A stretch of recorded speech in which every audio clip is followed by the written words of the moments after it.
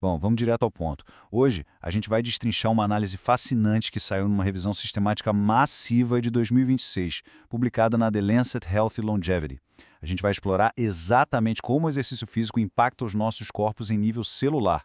Sabe, a ciência sempre nos disse que o movimento faz bem, mas a tecnologia de ponta agora permite que a gente olhe lá dentro das próprias células e veja, literalmente, o tempo biológico em ação.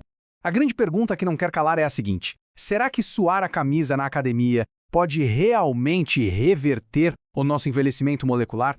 E olha, a gente não está falando apenas de aparentar juventude no espelho, não. Estamos falando de fazer com que as células operem como se tivessem nascido anos depois da data que está lá na certidão de nascimento.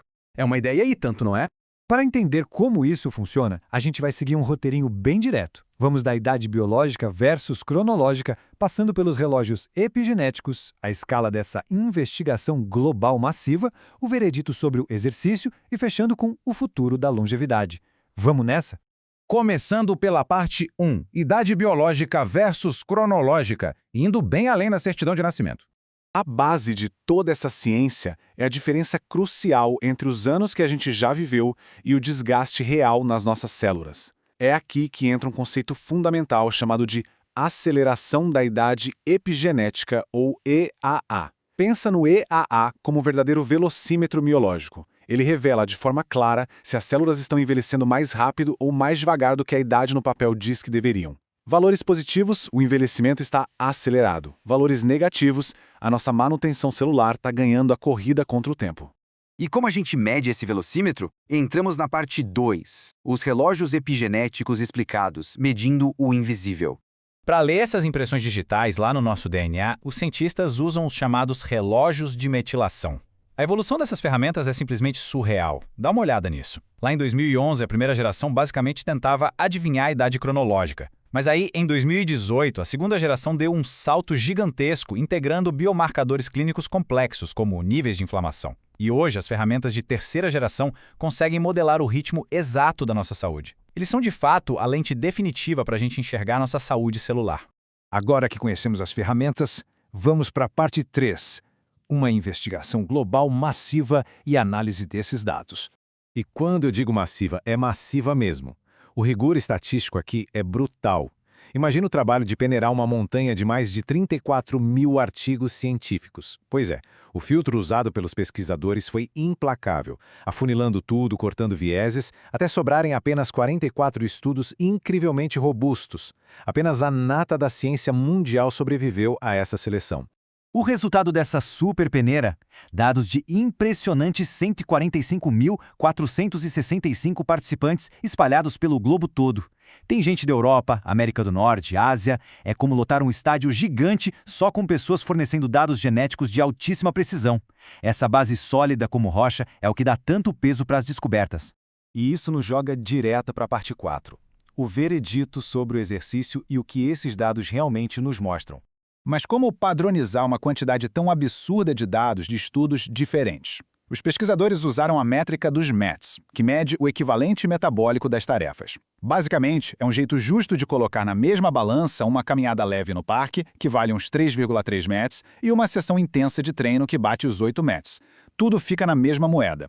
E aqui está o momento em que as coisas ficam muito interessantes.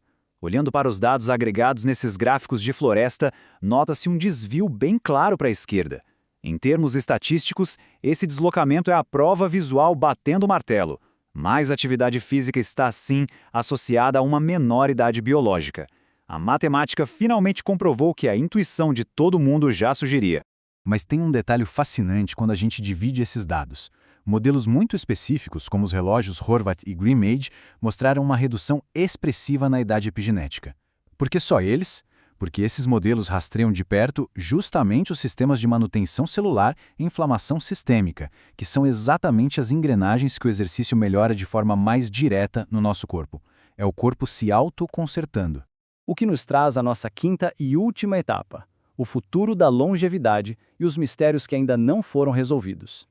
Claro, a gente precisa manter a objetividade científica e os pés no chão. A grande ressalva agora é que a maioria dos dados disponíveis é transversal. Pensa nisso como olhar para uma única fotografia capturando apenas um momento no tempo. A gente consegue ver uma correlação fortíssima, claro, mas a ciência ainda não pode provar de forma incontestável que o exercício causa diretamente essa reversão da idade. A gente ainda precisa assistir ao filme inteiro e não apenas olhar a foto.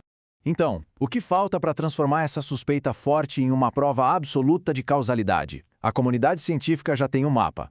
Precisamos de estudos longitudinais, que são aqueles que acompanham os mesmos indivíduos por décadas. Precisamos de ensaios clínicos gigantescos e da padronização de vez do uso daqueles relógios de terceira geração, para pegar as nuances da nossa biologia em tempo real. O objetivo de toda essa corrida científica é chegar a um futuro promissor na chamada geromedicina de precisão. Imagina só a gente ir ao médico e, em vez de ouvir um conselho genérico para fazer mais exercícios, a gente receber uma intervenção médica, um treino milimetricamente adaptado ao nosso DNA para otimizar o nosso envelhecimento saudável. No fim das contas, a mensagem principal dessa análise toda é maravilhosa. O corpo humano não é um relógio de corda inquebrável, mas sim um sistema dinâmico que responde, e muito, ao que fazemos com ele. Se as escolhas de vida podem literalmente reescrever as nossas impressões digitais moleculares, a pergunta que fica é: quais hábitos diários a gente vai escolher hoje para definir a nossa idade celular de amanhã? Fica a reflexão.